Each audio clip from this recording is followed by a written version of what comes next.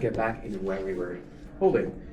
Okay, so yesterday we actually finished speaking about the 3 different prohibitions that we have by meat and dairy. Okay, we got it clear. Number 1 is eating is a prohibition. Number 2 is cooking meat and dairy is a prohibition. And the 3rd prohibition was deriving benefit. We spoke yesterday about deriving benefit. When is deriving benefit permitted? And when is that considered problematic? Inheritance. Yes. So we spoke one example. We spoke out that, well, the rule is that if you have dairy and meat that is only prohibited by rabbinical law, then it is permitted to derive benefit from. We spoke out what does it mean that it's prohibited by rabbinical law. If it's never been cooked together, for example, it's cold. It's what we spoke out in previous classes. So with that yesterday, we came to some clarity about the 3 prohibitions. Okay, great. Dylan. Thank you. The next thing that we're doing is we're going to discuss actually which types of meat and which type of dairy are actually prohibited by Torah law. So you probably think any meat and any dairy. Is that what you guys think? No.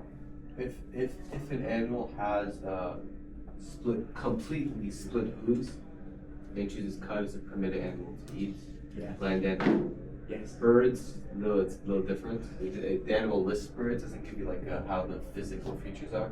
Yeah. And for fish, if it's in scales. Perfect. So that's what defines kosher animals. Now, which type of meat and what type of milk will actually create Torah prohibition of dairy? Torah prohibition is just calf and it's milk, but then rabbinical it's all meat and milk. Well, so this is important to clarify, okay? The Torah makes the prohibition of cooking meat and milk regarding a kid in its mother's milk. That's how it is described in the Torah, okay? Now, by Halacha motion, as we spoke out, that teaches us that all kosher domestic animals are included, okay? Whether cooked in its mother's milk or in any other milk. However, the meat or milk from a non-kosher animal, or even kosher but a non-domestic animal, is not prohibited by Torah law. In other words, there need to be 2 boxes that need to be ticked in order to create this entity of Basar BeChalav by Torah law. First of all, the meat and milk, they need to come from a kosher animal, okay? And number 2 is the animal needs to be a domestic animal, okay? A deer, for example, that's a kosher animal. Did you know that? Yeah. Yes. But it's not considered a domestic animal. A cow, that's a domestic animal. And therefore, if a person would cook a deer with milk, by Torah law, that's not considered meat and dairy. Now, rabbinically, they are prohibited as an extension.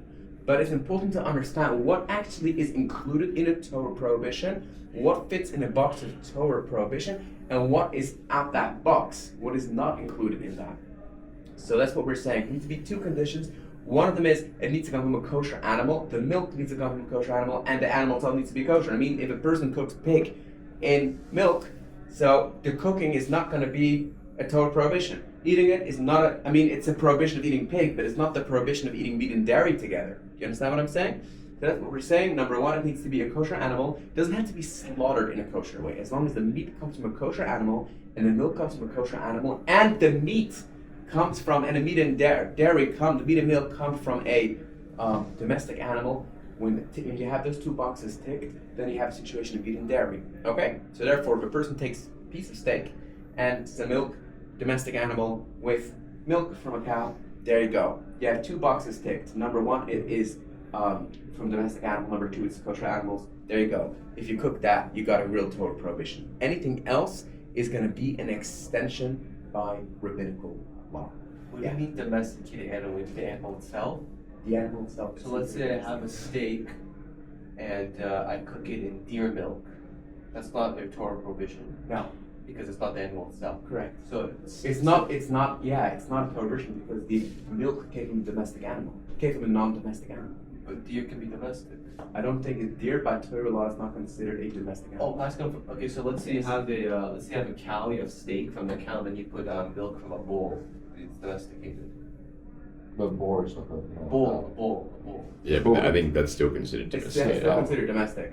So goats are domestic too, right? Yeah. So goat milk on steak. That's Okay. also domestic. That's a Torah law, prohibition. I don't think boar is kosher. No, Yeah. not boar. I said bull. Bull. Oh, bull. Okay, so domesticated dairy cannot be mixed with kosher meat. That Correct. Okay. Does that make sense, guys? That is Wait, so not that anyone would, but you could have chicken and milk. Chicken, well, that's a rabbinical law. That's only by Torah law that's permitted. Yeah. These are extensions. Now, what's coming out of here is that basically basically just saying like avoid everything, so you're good. we don't eat meat and dairy together. Yeah. What? Does any Sephardim over here? Are you Sephardim? Yeah. Okay. Well, Sephardim, they have another halacha. I think we even spoke about that. Most Sephardim will not eat fish and dairy together.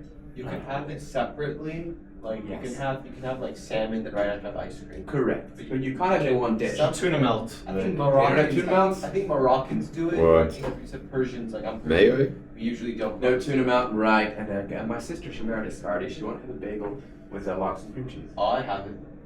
Okay. But I'm saying Yeah, I didn't With know what so cream much. cheese?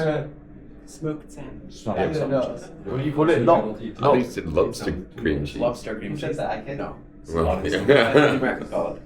Smoked salmon. Maybe No, but it's cold. It's cold though. It's cold though. Well, it's cold. Like the salmon in the Oh, I actually hear that. Yeah, Is but that they true? still It's don't not eat cooked, it. It's not cooked. They don't eat it. They Sephardi don't eat it. I Yeah. do. Great. I hope you like it. Oh, there's a reason why you Yeah, I'm joined not the getting a multi Ashkenazis, bagel, getting a lox Halacha cream class. cheese bagel. Like, it's a lox and cream cheese. Like, that's Right. so like Jewish. Like, how can I not say that? I think Ashkenazis this from Sephardi, Europe. this Sephardi who came from like, I don't know, Persia, whatever it is, I don't think they had lox and cream cheese. Oh, really? Something. Rolling in their graves. You know, exactly. They had probably different date paste or whatever they ate. You know what I'm saying? It's all the choices. Something like that, exactly. In any case, so that is basically what is considered a Torah prohibition. That's a rabbinic prohibition. Now, why do we need to know that? First of all, sometimes it's important to know, just, is this a Torah prohibition or a rabbinical prohibition? Further, it makes a difference in a situation where you have a doubtful situation. If it's a doubt about a rabbinical halacha, so then you can always be lenient. If it's a doubt about a biblical halacha, Torah-based, then we always are more stringent. That's the rule. There's another difference over here, which you guys should also be able to understand, is that, you're right, eating, we don't do even if something is prohibited by rabbinical law. And therefore, if you have deer that's being cooked in milk from a cow, that's rabbinical, right? We just spoke out. It's rabbinical. So you still can't eat it, and you're also not allowed to cook it. But you are allowed to derive benefit from it, as we spoke out. Because deriving benefit is limited only to something that is an entity of Torah-based Basar BeChalav. And since this is not Torah-based Basar BeChalav, in theory, you are allowed to get benefit from it. I thought specifically it's domesticated dairy. Dairy.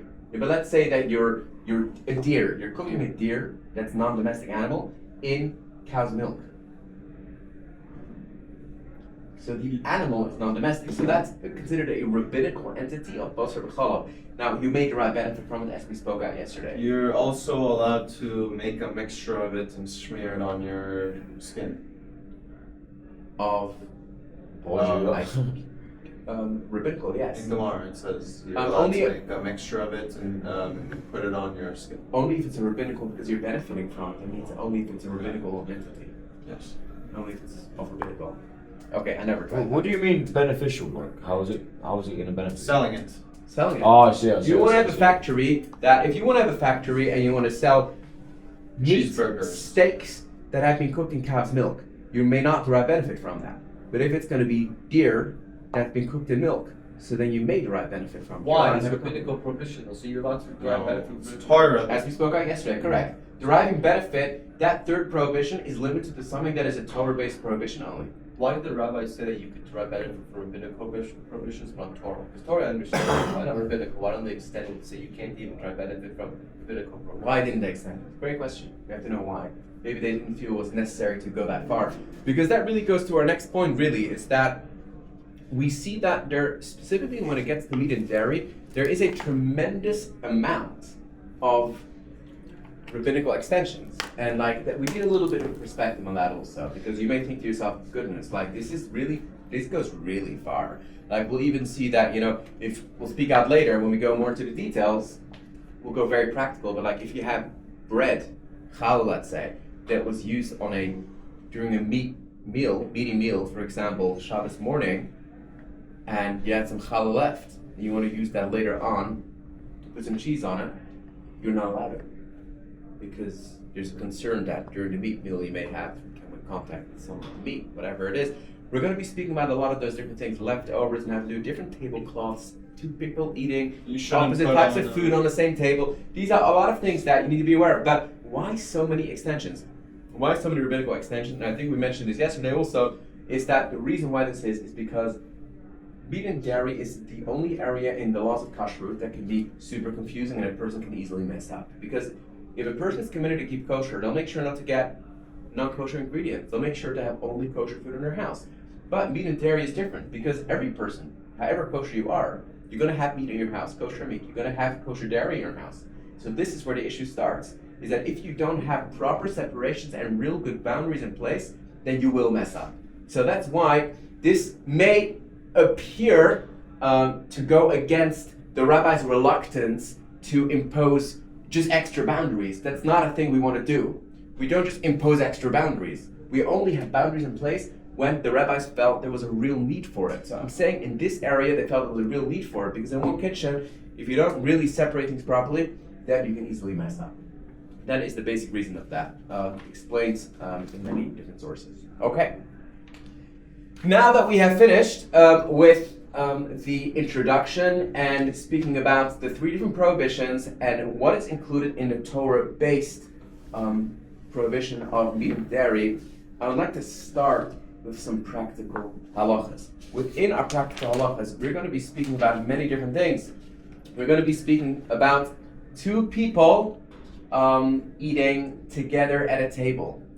Now let's say, guys, that two of you decide to get some takeout food. One of you goes to the burgers bar here, and Avram, you go to burgers bar, you like burgers?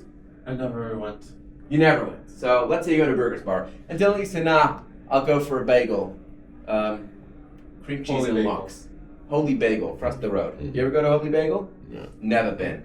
Okay. I don't think I get 15% discount as a old city worker. We don't. 15% discount. I mean, prices are still very high. Where I work at meat station, if someone comes with milky food, we have to tell them to leave. Well, same thing. If you're eating meat, what? Like, because we have the hechsher, like the hechsher is Reuben's, right? So Where? if I work at meat station. You work at meat station. Yeah. So if I want to someone come on. When do you work there? I want to come every day. every day. Which Okay. actually Is it good food? Yeah. Okay. I need to come there sometime. Okay, great. Not the Take some falafel. food out. Don't go falafel. The shawarma's good. Get the falafel. Next Is the door. shawarma good? Shawarma's, yeah. The meat's good. The meat's The amazing. meat's good. Okay, so Is it let's clean? say Yeah. Is it like good, Reuben's. sanitary? that's very kosher. Yeah. We can all eat there. That's super Yeah. kosher.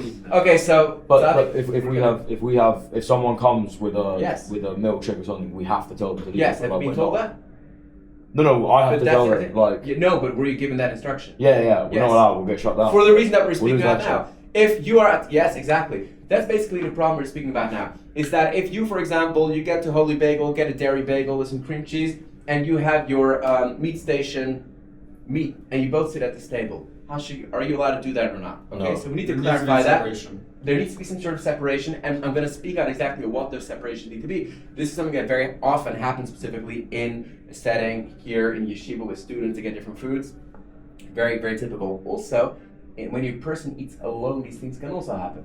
Just imagine that you're sitting somewhere at a table and there's a piece of cheesecake on the table, and you have your meat thing you just got from the meat station. So are you allowed to eat on that table? Do you need to take the cheesecake off? Or can you just leave it there? Are there other conditions? So I'm going to give very practical explanations exactly what is required according to halacha, and we'll see that it makes a lot of sense. Again, these are boundaries in place to make sure that a person will not absent-mindedly just grab the cheesecake when they actually are in the middle of having the meat. So these things are things that can really, really happen, and they will make a lot of sense, and these boundaries will help us to make sure to maintain our levels of kashrut.